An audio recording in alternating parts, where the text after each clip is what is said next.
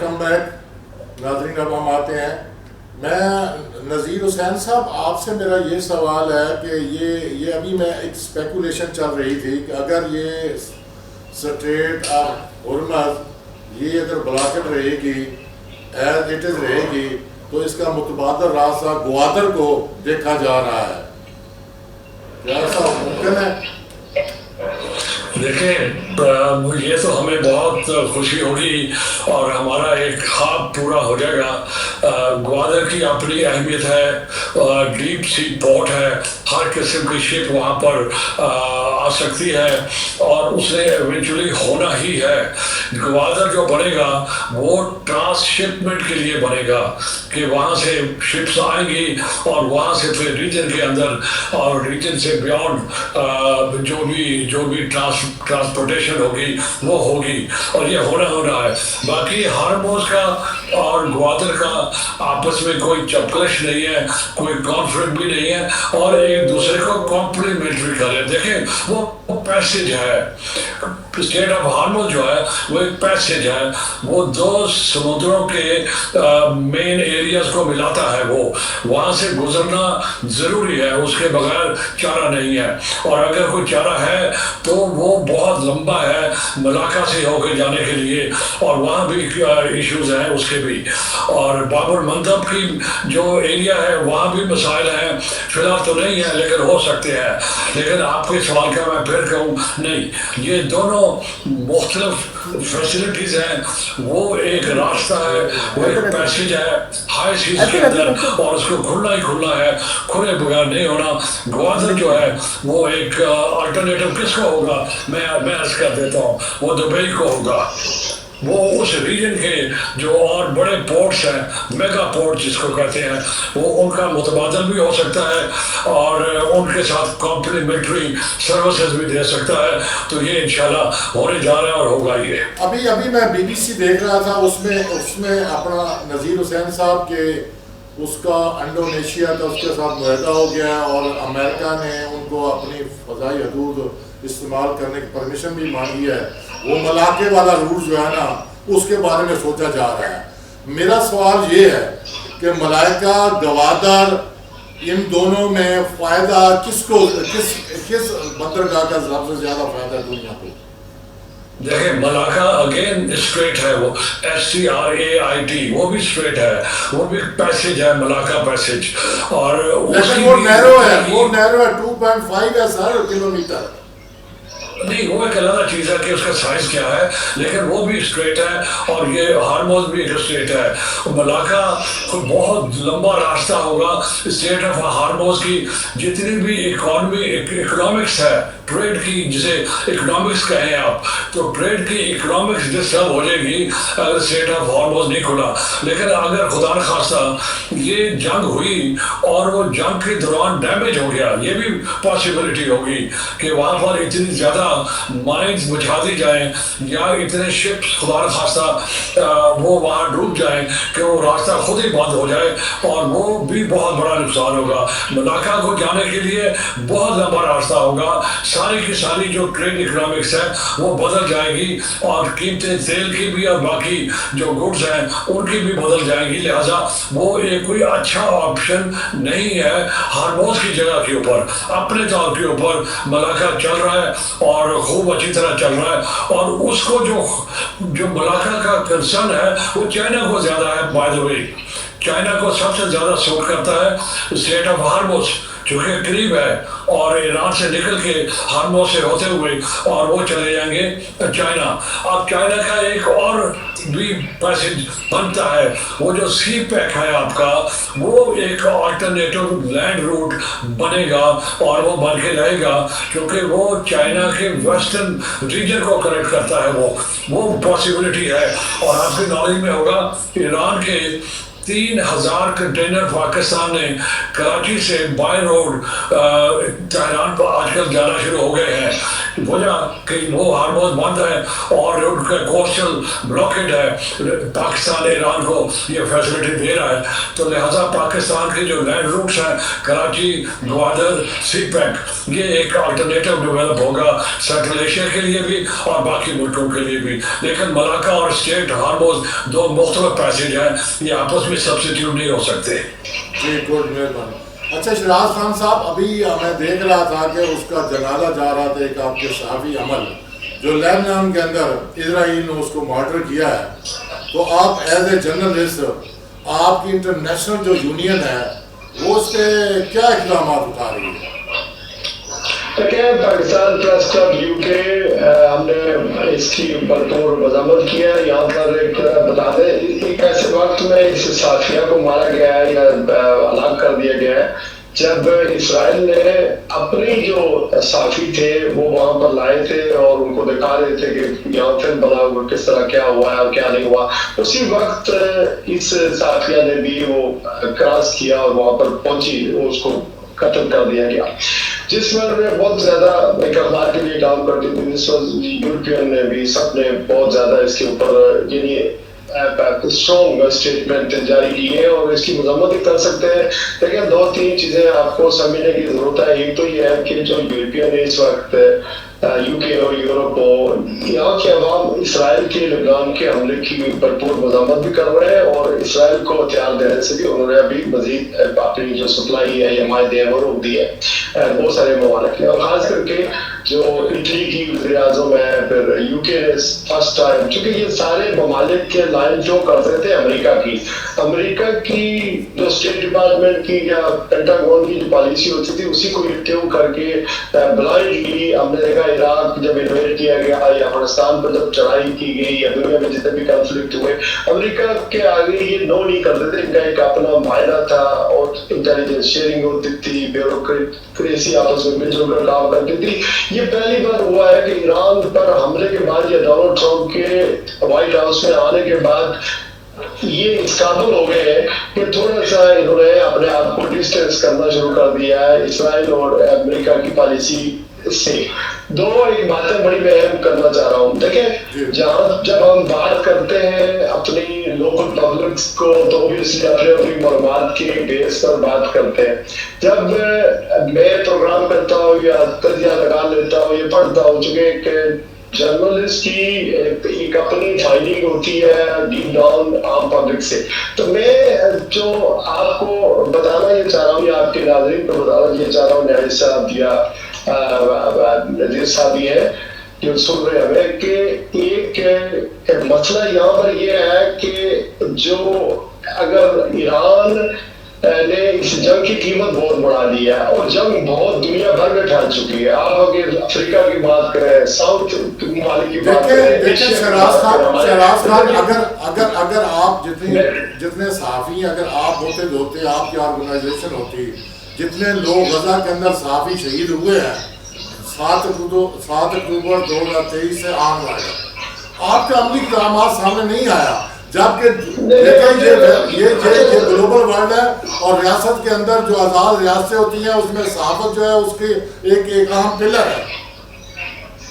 صحیح, بالکل آپ کا بالکل صحیح پوائنٹ آؤٹ کیا. دیکھیں, ایک ہوتی ہے جمہوری ملکوں میں رہتے ہوئے آپ پروٹیسٹ ہی کر سکتے ہیں, تو پروٹیسٹ جتنی غزہ کے مسلمانوں کے لیے جب اسرائیل نے اٹیک کیا یا 75,000 سے زیادہ جو لوگ مارے گئے, شہید کر دیے گئے, غزہ کو ایک قبرستان میں تبدیل کر دیا گیا ہے, تو سب سے زیادہ جو مظاہرے ہوئے وہ اسلامی ممالک میں نہیں ہوئے بلکہ لندن, برسل اور واشنگٹن اور ان ممالک کے اندر ہوئے.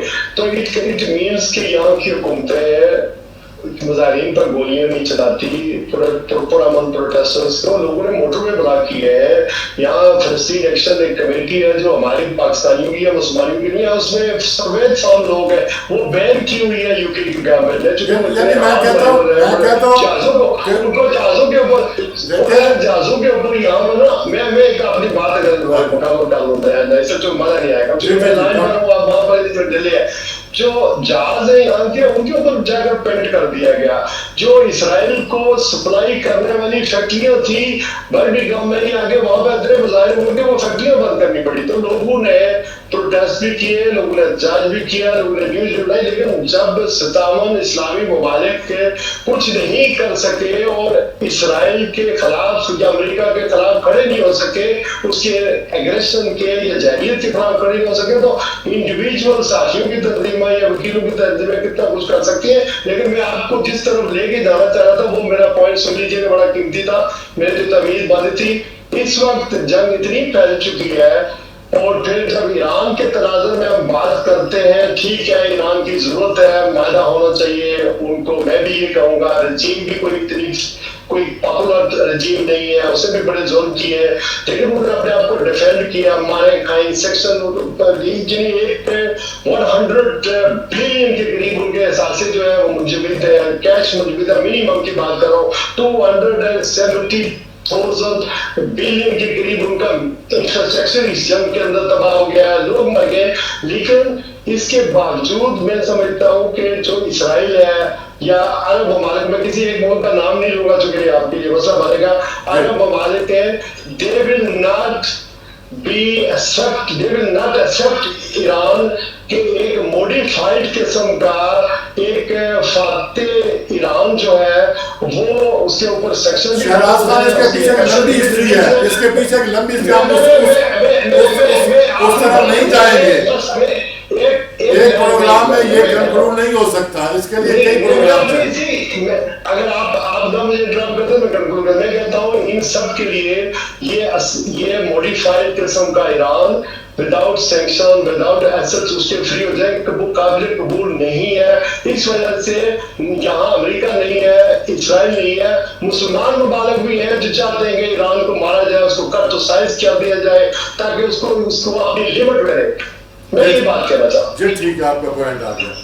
नज़ीर हुसैन साहब, ये तो आप हमें क्रेडिट देना होगा आसिम मुनीर साहब को, जिस तरह उन्होंने इतनी कोशिशें, इतना वाइटल रोल प्ले किया है। सेकंड राउंड जो मुज़ाकरात हैं वो शुरू हो रहे हैं, तो एक इसके साथ लोगों के तनाज़ात भी आ रहे हैं कि मुज़ाकरात के लिए अभी कोई फिक्स डेट, डेलीगेशन वगैरह वो उनकी नामजदगी नहीं हुई, और जो इस्लामाबाद है जिस तरह उसको लोगों को कन्फाइन किया गया है, उसको बंद किया जा रहा है, लोगों मईशत पे उसको बुरे असरात हो रहे हैं, लोग परेशान हाल है, महंगाई का दौर है। हुकूमत को क्या इसमें थोड़ा सा रिलैक्स नहीं करना चाहिए इस्लामाबाद को? नज़ीर हुसैन साहब, इनका माइक अनम्यूट करें। जी मैं सॉरी फॉर दिस। देखें, पाकिस्तान की एक मजबूरी समझें, और ये एक यूनिक अपॉर्चुनिटी भी है और यूनिक सिचुएशन भी है ये। अब इसमें क्योंकि पाकिस्तान जब कर चुका है इसमें एज ए वॉलंटियर आगे आया, और अमेरिका ने, ईरान ने और बाकी दुनिया की सारे मुल्कों ने भी अप्रिशिएट किया। अब आप ना भी चाहते हुए आपको ये काम करना पड़ेगा, जो भी आप करें।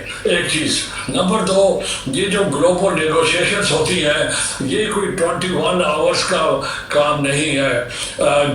JCPOA जब हुआ था 19 महीने उसके ऊपर डायलॉग हुआ था, 19 महीनों के बाद जाके एग्रीमेंट हुआ उसके ऊपर। 40 से 45 साल पुराना इशू है, और एक इशू नहीं है, हम सबको इल्म है कि इसके एलिमेंट्स कितने हैं। ये बंदिश भी है, न्यूक्लियर प्रोग्राम भी है, जंग भी है, इजराइल भी है, और उनकी जिसे हम कहते हैं एलाइज भी हैं ईरान के, जिसका टाइम लगेगा। अब आपका सवाल का जो कोर है वो ये है कि पाकिस्तान को रिलैक्स करना चाहिए। अब इसमें अनफॉर्चुनेटली एक अनसर्टेनिटी का एलिमेंट है कि ये कब होंगे।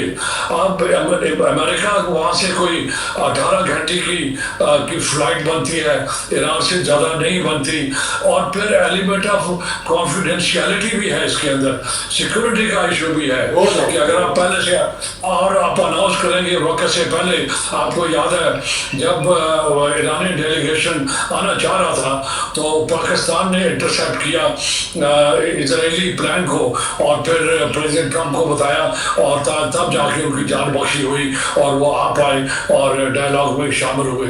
तो ये जंग की सूरत हाल है, आप एक वॉर जोन के अंदर हैं। बाय द वे बेशक इस्लामाबाद खुद वॉर में नहीं है लेकिन वॉर जोन है ये, इसलिए ये प्रिकॉशन लेने पड़ेंगे। और हमारी और आपकी अपनी आवाम से ये गुजारिश है और मीडिया से भी ये गुजारिश है कि ये जो सख्त वक्त गुजर रहा है इसको बर्दाश्त करें और अल्लाह से भी दुआ करें, अपनी एफर्ट भी करें। ये हमारी कंट्रीब्यूशन होगी इस इलाके के अमन के लिए। बाकी ईरान की जो बात है कि अगर उसके ऊपर पाबंदियाँ हट गई और अगर उसका तेल दोबारा सही तरीके से बिकना शुरू हो गया और वो अपना जो उसका पोटेंशियल है वो रियलाइज किया तो वो इतनी बड़ी ताकत बन जाएगी कि बाकियों को खतरा होगा। इसके सोल्यूशन भी है, मैं शिजात साहब से परमिशन के साथ इसके सोल्यूशन भी है। डिप्लोमेसी एक बहुत ही खूबसूरत टूल है ये। अगर ईरान को आप अकेला छोड़ेंगे तो ईरान के भी प्रॉब्लम होंगे और ईरान की वजह से भी प्रॉब्लम होंगी। अभी जो सेकंड, ये मैं एक हफ्ते की बात कर रहा हूँ, अभी सेकंड राउंड के लिए जो फिजा साजगार कर रहे हैं पाकिस्तान तन तना, लेकिन बाकी ताकतें खामोश है, रशिया, चाइना, इसकी क्या वजह है? देखें चाइना बिल्कुल खामोश नहीं है। चाइना की एक जैसे कहते हैं कि साइलेंट वॉइस है, जो भी कुछ हो रहा है वो चाइना की नॉलेज से हो रहा है और चाइना ऑन बोर्ड है उसके ऊपर। रशिया, जहाँ तक रशिया का इशू है वो सामने आपको नज़र शायद कम नज़र आ रहा है, वो अपने एक मसले में फंसा हुआ है यूक्रेन के कॉन्टेक्स्ट में, लेकिन वो मॉनिटर भी कर रहे हैं और अपना रोल भी अदा करेंगे। हाँ, ये एक चूँकि अमेरिका का इशू है और चाइना और रशिया अमेरिका के मुखालिफ एज सच नहीं है, लेकिन जैसे कहते हैं कि कॉम्पिटिटर हैं वो, और कॉम्पिटिटर होने के नाते वो खुद के सामने नहीं आ सकते। और वैसे भी अभी तो ओपनिंग शॉट्स है ये जो डायलॉग हो रहा है, मैं ये समझता हूँ as a student of diplomacy, shots है अभी तो ओपन अप होना है, बहुत से रंग बदलने हैं और बहुत सी शेप्स इसने बदल ली है। तो लिहाजा चाइना का भी रोल है और रशिया का भी रोल है और पाकिस्तान जो है वो सबकी मर्जी के साथ मिलके अरब कंट्रीज के भी और यूरोप के भी और जो पहले में दो नाम लिए उनके साथ मिलके इसको आगे ले जा रहा है। तो एतमाद में लेकर आगे बढ़ रहे हैं उन सब, यानी यूरोपीय यूनियन को, ब्रिक्स को, सब एतमाद में लेकर पाकिस्तान बढ़ रहा है। जी मेहरबानी, आपका पॉइंट ऑफ व्यू आ गया। मैं शहराज साहब, मैं देख रहा हूँ कि आप एक साथी हैं, कंक्रीट, प्रोटेक्टिव, इम्प्रेसिव और अफेक्टिव किस्म की जो कोशिश है जो सहाफ़ी हज़रात करनी चाहिए थी या इसमें रोल प्ले करना चाहिए इस कॉन्फ्लिक्ट में, लबनान वाला हो या ये हो, वो नज़र नहीं आ रहा। नहीं, देखिए दो चीजें हैं। एक तो अगर अमेरिका की बात करें तो हम ट्वीट का इंतजार करते रहते हैं कि ट्वीट करेगा डोनाल्ड ट्रंप। ये मेरी नहीं बल्कि फॉक्स न्यूज हो या जो अमेरिका डोनाल्ड ट्रंप का माउथ पीस है, CNN की बात करें, ये बड़े बड़े अखबार है, वॉल स्ट्रीट जर्नल हो गए, सारे अखबार, यूके की बात करें, गार्डियन है, टाइम है, दूसरे चैनल्स है, ये सब ट्वीट पर चल रहा है कि डोनाल्ड ट्रंप क्या ट्वीट करेगा, सुबह कुछ करेगा तो ब्रेकिंग न्यूज चलेगी। इस्लामाबाद की अगर बात करें, पाकिस्तान में तो सारा कुछ जो कुछ सरकारी तौर पर चल रहा होता है, ये जो खबर मिल रही होती है वही होती है, इसके अलावा तो खबर नहीं होती। मसला ये है कि जो तज्जिए होते हैं, ये खबरें होती हैं, वो खबर बेस होती है। मैंने हमेशा आपको मैं ये बताऊं कि 28 फरवरी को प्रोग्राम जो है वो अटैक हुआ ईरान के ऊपर और ज़ाहिर रमजान था, तो मैंने पूरे रमजान में हर रोज प्रोग्राम किए टीवी पर। और यहाँ यूके में रहते हुए लोग अपने मुल्कों में इन मुल्कों से डरते हैं, अपनी आवाज भी उठाते हैं। मैंने यूके की गवर्नमेंट पर भी एतराज किया और अमेरिका पर क्रिटिसाइज करता रहा कि ये अनलॉफुल, अनजस्टिफाइबल वॉर है। तो अपनी तो पोजीशन ये है, सबको करना चाहिए, लेकिन यहाँ पर दो एक बातें जो नजीर साहब ने कही है उनको जरा क्लैरिफाई कर दो। देखिए जो चीन का और रशिया का आपका सवाल था, देखिए ईरान के साथ चीन की और रशिया की कोई रिश्तेदारी तो है नहीं, ना ही कोई मजहब मुश्तरक है, उनकी ना कोई आइडियोलॉजी आपस में मिलती है, वो मफाद बेस्ड इंटरेस्ट है ईरान के साथ। और उनका बेहतरीन जो इंटरेस्ट ईरान के अंदर है कि वहां पर अमेरिका बगैर किसी प्लानिंग के आ गया है, उसको फंसा के रखना है, यूक्रेन की वॉर इधर जारी है, चीन ने अपने मसल दिखाने हैं कि ये यहाँ पर अमेरिका को शिकस्त किस तरफ दे, तो मिडिल ईस्ट के ममालिक के अंदर हमारा असर और जोख बढ़ जा चुके। इन्होंने जो मिडिल ईस्ट के ममालिक थे, इन्होंने अंडे अमेरिका से लिए हुए थे कि ये हमें प्रोटेक्ट करेगा,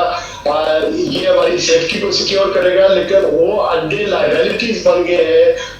ईरान के जब अटैक्स हुए हैं और उन्होंने अपने निशाने ठीक बजाए, और वो अभी बैक कर रहे हैं कि किसी तरीके से, चूंकि उनकी इकॉनमी बैठ गई है, उनके बिजनेस बैठ गए हैं, जितने भी लोग दुबई में कारोबार कर रहे थे, लेबर जो है वो तकरीबन बैठ गई है, नकमी हो गया, गल्फ कंट्रीज के अंदर उनकी फ्लाइटें नहीं जा रही हैं। तो दूसरी तरफ अगर आप देखें तो हमारे अपना मफाद है, हमारा अपना मफाद क्या है कि हम बड़ी टाइट रोप पर, जिसे कहते हैं यानी नैरो रस्सी पर चल रहे हैं। ईरान हमारा इमीडिएट नेबर है, ईस्टर्न बॉर्डर हम उसके साथ शेयर करते हैं। उसके अलावा शिया बेल्ट जो है वो बहुत बड़े पाकिस्तान के अंदर मौजूद है, ईरान के बाद सबसे ज्यादा पाकिस्तान के अंदर मौजूद है, हर शोबे के अंदर है, हम सुन्नी हो, शिया हो, अरबी हो, अजमी हो, ईरान को की वार को इलीजिटिमेट, इलीगल समझते हैं। दूसरी तरफ पर अगर आप देखें तो मिडिल ईस्ट के ममालिक में हमारे लेबर काम करते हैं, हमारी इन्वेस्टमेंट है, वो हमारी हेल्प आउट करते हैं, जब हमें कर्जा कुछ चाहिए होता है या मेल करवाना होता है किसी वजह से। अमेरिका के साथ हमारा मिलिट्री इंफ्रास्ट्रक्चर है, IMF का प्रोग्राम है, मैशियत हमारी कमजोर है, तो हम अपनी मजबूरियों के तहत भी ये मसालत कराना जरूरी समझते हैं, क्योंकि हम बहुत बड़े इफेक्टिव होंगे। देखिए साहब, खुदा न करे आपका इंडिया है, आपका नेबर जिसके साथ आपका सीज फायर है, वो आपको कभी भी आपके हमायत में नहीं जाएगा, इंटरनेशनल सत्ता हो या उसके साथ हमारे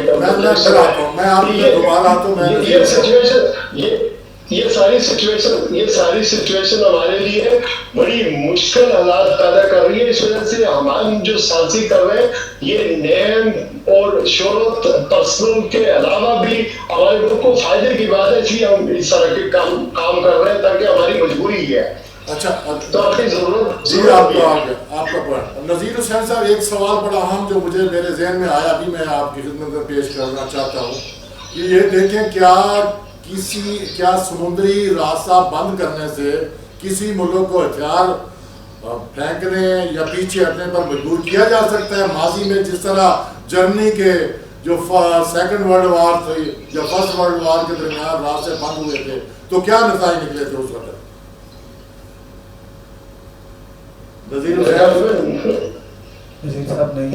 वो जा चुके हैं। अच्छा, वो सर यही सवाल आप पे है, यही सवाल आप पे है। मेरी बात सुने, जो मेरे एनालिसिस है, मैं भी आई एम रॉन्ग, लेकिन एनालिसिस देते वक्त तो गुंजाइश होती है। देखिए, ईरान की जो 600 साल पुरानी सिविलाइजेशन है, ये किसी का कॉलोनी नहीं बना, जिस तरह इंडिया भी कॉलोनियलिज्म में वहाँ था।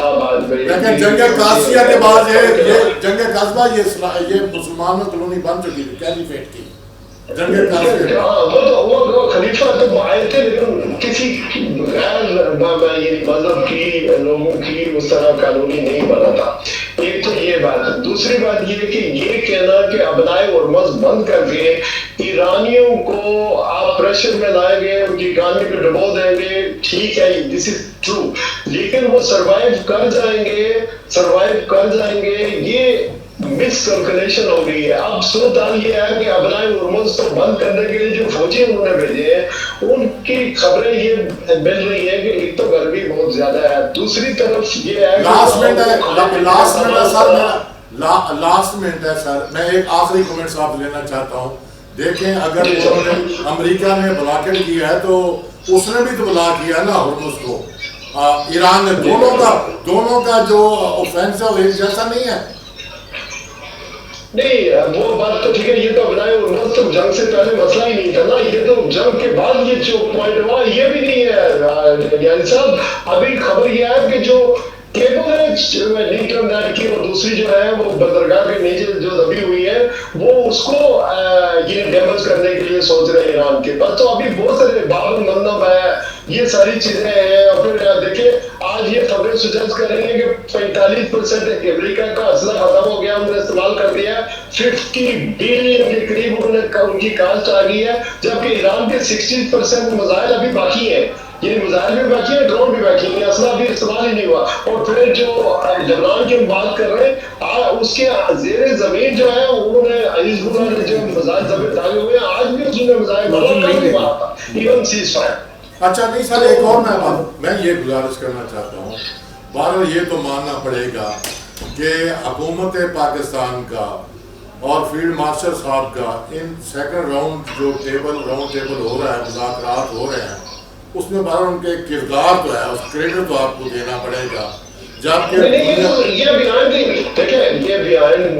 बिहाइंड डिस्कशन ये तो एस्टैब्लिश हो चुकी है बात, लेकिन एस्टैब्लिश इस वजह से हो चुकी है कि ये तो दुनिया के हर मीडिया आउटलेट में डिस्कस हो रही है, और हम इसके लिए दुआ है। बीइंग ए पाकिस्तानी भी प्राउड ऑफ इट। देखिए ये एक फील्ड मार्शल की बात नहीं है, ये सारे पाकिस्तानी की बात है ना कि सब पाकिस्तान इज ए नेशन। मैं और फील्ड मार्शल इंसान ही चले जाएंगे, अपना वक्त गुजारेंगे, यहाँ नियाजी साहब आप भी चले जाएंगे, ये तो 10 साल की बात है, सारे चले जाएंगे, ना इस पोजीशन में रहेंगे, ना हमारी उम्रें इतनी लंबी होंगी, 100 साल के हमें खानदान खाते रहेंगे। लेकिन ये मुल्क का नाम उधर होता है जो इंडिया हमें दहशतगर्द करार देना चाह रहा था दुनिया में।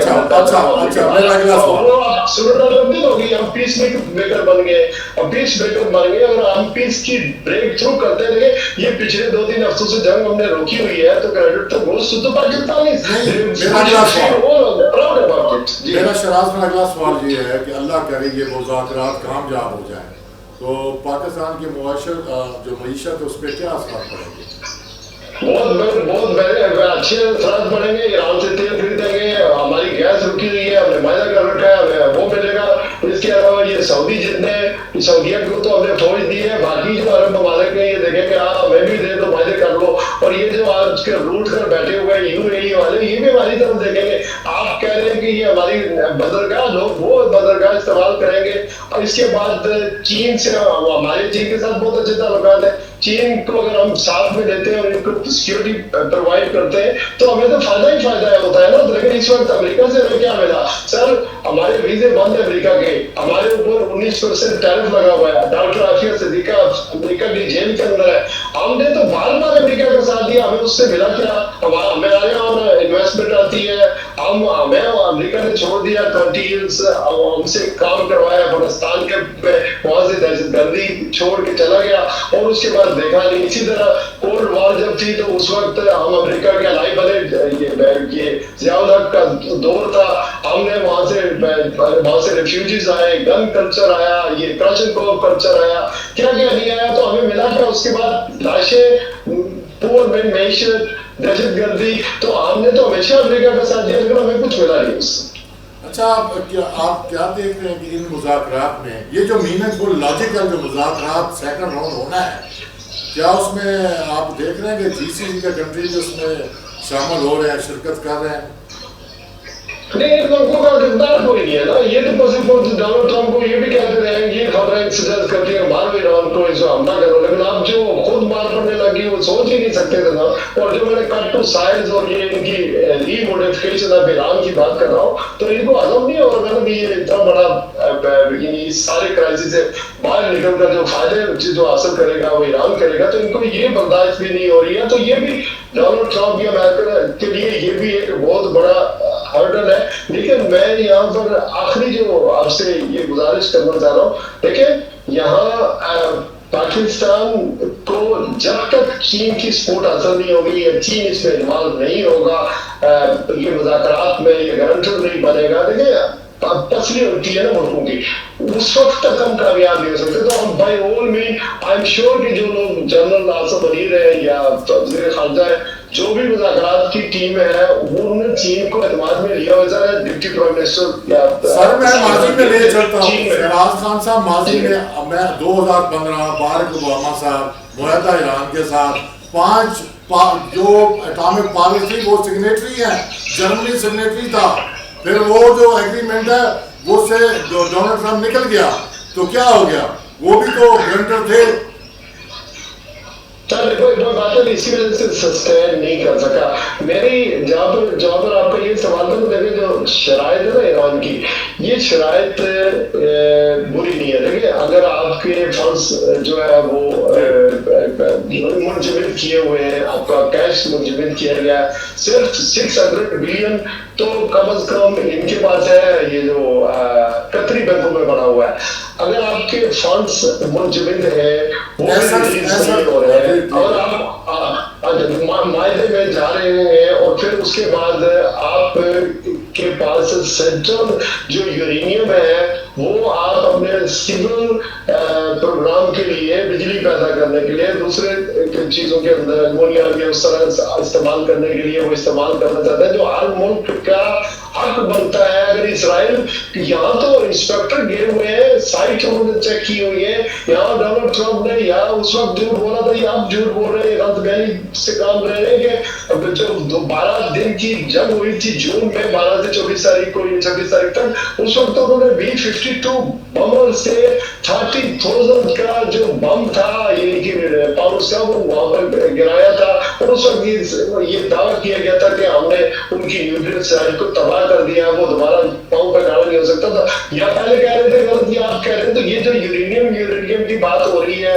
انریچمنٹ کی بات ہو رہی ہے, یہ ساری چیزیں جو ہے وہ یعنی کہ بیچ کی باتیں ہیں نا. یا پہلے کچھ کہہ رہے تھے, اصل میں نے جو بین آپ کو بتایا تھا کہ وہ ابراہیم اکارڈ یا ابراہیم جو معاہدہ ہے یا گریٹر اسرائیل کا, اس کی طرف یہ منصوبہ ہے. اور یہ زائنسٹ لابی جو امریکہ کے اندر ہے, وہاں بھی میں آپ کو بتاؤں کہ Donald Trump is not in charge of this, فیل تو وہی ہے, آپس میں ڈیوائیڈڈ ہے اور آپس میں لڑ رہے. سر کون اس کو روکے گا؟ یہ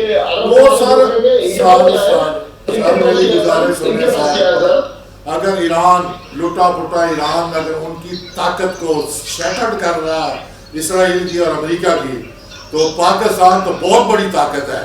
یہ گریٹر اسرائیل کی تکمیل نہیں ہو سکتی. میں آپ نے ابھی ایک بات کی ہے کہ ایران کو اس وقت اجازت تھی کہ وہ سول پرپز کے لیے پیسفل مقاصد اور یورینی انریچمنٹ کر سکتا ہے. میں یہاں میرا ایک سوال ہے, سن لیں. NPT جو ہے نان پرولیفریشن جو ٹریٹی ہے, اس کا ایران ممبر ہے, اس کا چارٹر, اس کا جو پروگرام منشور ہے وہ کیا کہتا ہے؟ وہ یہی کہتا ہے کہ آپ انریچمنٹ کر سکتے ہیں سول پرپز کے لیے سینٹرل اماؤنٹ.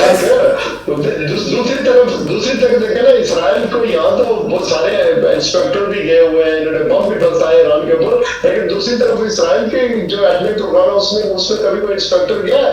ہم یونائٹڈ نیشن میں ہے نا سر, اب مسلمان ممالک یونائٹڈ نیشن میں ہے نا, وہاں پہ بھی کسی نے آواز اٹھائی کہ let's go and check it out کہ واٹ چیک اینڈ بیلنس کی جدید نظام ہے, کیمرے فٹ ہے وہاں پہ. اٹامک انٹرنیشنل انرجی جو ایجنسی ہے وہ ڈائریکٹ دیکھ رہی ہے جتنے بھی اس کے جو جہاں پہ یورینی انریچمنٹ ہو رہی تھی. تو اب یورینی انریچمنٹ والا جو سوال ہے, جو پوائنٹ ہے, اس کو تو مائنس ہونا چاہیے. ہاں نیوکلیر جو ویپن ہے اس کا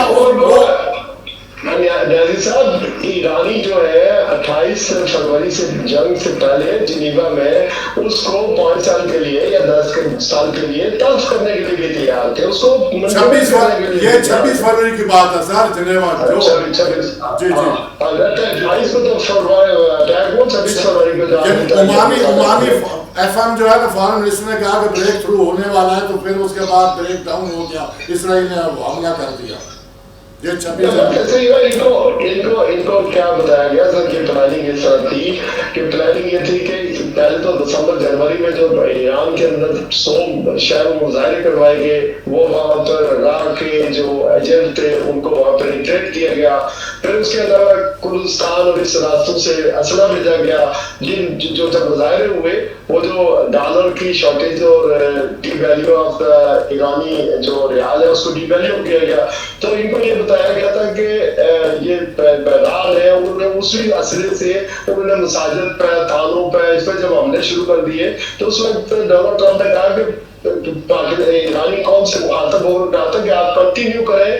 محل پاک کے لیے آنے والی ہے, اور اسرائیل بھی وزیر اعظم بھی ان سے ڈائریکٹ مخاطب تھا. پھر اگر جب پہلوی جو ایک پوپٹ بیٹھا ہوا امریکہ میں, وہ بھی وہاں سے ایرانی قوم کو مخاطب کر رہا تھا. لیکن جا کر یہ بریف کیا گیا تھا راہ نے یا نیتن یاہو نے 2 دورے کیے تھے جو ڈونلڈ ٹرمپ کو وائٹ ہاؤس میں جا کر بریف کیا گیا تھا کہ لوگا بس گرم ہے, ہم ایک حملہ کریں گے اور 3 تاریخ کو فتح کر جو ہے جشن منائیں گے. تو وہ مس کیلکولیشن تھی, کسی تیاری کی کوئی تیاری نہیں ہوئی.